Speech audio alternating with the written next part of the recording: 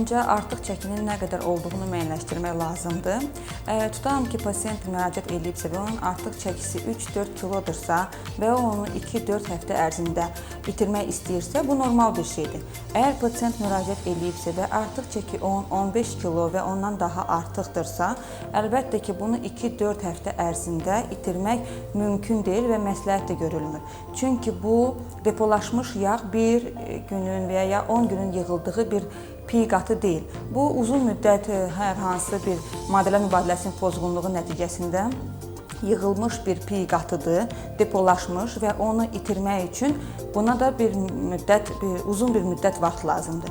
Ona görə də bunları nəzərə almaq lazımdır ki, əgər 10 və ondan artıq çəki varsa, bunu itirmək üçün səbir lazımdır və vaxt lazımdır.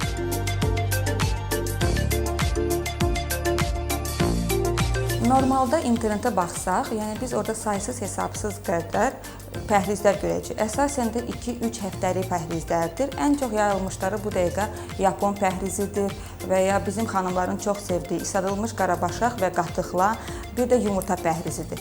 Yəni pəhriz özü orqanizmi bir stresə salmaq deməkdir. Orqanizm normal, yağlı, necə lazımdır, şirni ilə qidalanır və onu siz bir müddət başlayırsınız stresə salmağa.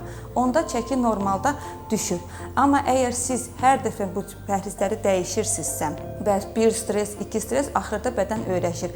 Siz nə qədər də pəhriz saxlasanız da heç bir nəticə əldə edə bilmirsiniz. Çünki bu bədən üçün bir normaldır. Orqanizm bilir, bir müddət qida verilməyəcək, ondan sonra biraz veriləcək, təzədən qida verilməyəcək. Məsləhət görərdim ki, yəni belə bir pəhrizlərə başvurmamışdan qabaq dietoloqa müraciət olunsun, təyin olunsun ki, artıq çəki nə ilə bağlıdır, bu orqanizmə gedən dəyişikliklərdir, yoxsa sırf qida ilə bağlıdır, tək qida da olmur, bu psixoloji durumdurmu?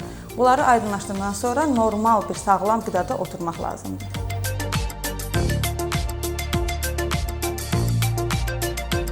Qəhvə dünyada içilən içkilərin içində birinci yer tutur və pəhriz saxlayan, ağırlıqlayan insanların da içində qəhvə sevənlər az deyil. Qəhvənin dadlı adlandırmaq olar, sadəcə olaraq onu çox faydalı adlandırmaq olmaz. Çünki onun əsasını kafein təşkil edir və onun da bədənə özünə məxsus ziyanı ola bilər.